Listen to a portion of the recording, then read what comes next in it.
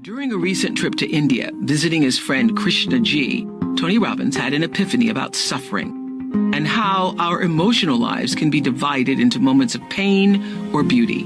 Tony believes we must tend to our suffering immediately. So there's either suffering or beauty. You're either living in that space of suffering. Yeah, and suffering might be stress, frustration, overwhelm, and beauty could be happiness. But you're not happy every moment. It might be creative, it might be driven, it might be hungry, it might be playful, it might be grateful. But if you're in beautiful states, you do what's right automatically. Absolutely. When you're in a suffering state, you struggle. And so suffering is everything that so suffering is like fear. It's like being in the state of being afraid. Fear is an example of suffering. It's one of the core suffering states, right? Yeah. The fear of loss, yeah. The fear of less, the fear of never. Okay. So how do I, regardless of my suffering, I don't think that I'm going to have the job that I want, ultimately the life that I want. How do I end that? That's the most important question of all. Yeah. So the answer to that question sounds overly simplistic.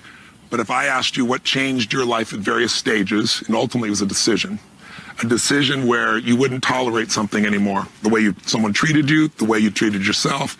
And so if you look at the decisions we make, who you're going to spend time with is one of the most important decisions of all. It determines who we become. We become who we spend time with. Who you're going to love, gigantic. But I can't control what's going to happen to your lover or your husband or your wife or your children. You can't either. There are things beyond our controls. Yeah. I can't control what's going to happen to your finances. What I can help you control is the one thing you can control, not the outside world, and that's your inside world. Yeah.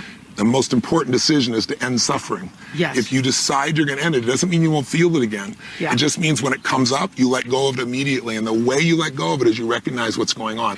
I've always said the most selfish person is someone who commits suicide because they can't think about anybody but themselves.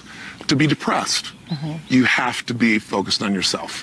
So suffering comes from excessive obsession with yourself and some sense of loss less than ever. So when you see that, you can go, wow, what am I having the illusion of loss about right now? What am I thinking I'm going to have less of right now? What am I perceiving as less of my life, or I'll never have? Because it's an illusion. And all you have to do to shift from that is first you have to make the decision that says, this is how I live. We all get what we tolerate. So if you all get what we tolerate. Yeah, in relationships, in ourselves, Absolutely. In our businesses, in our bodies, in our lives. And so you have to step up and say, tweetable moment, we all get what we tolerate. That's true.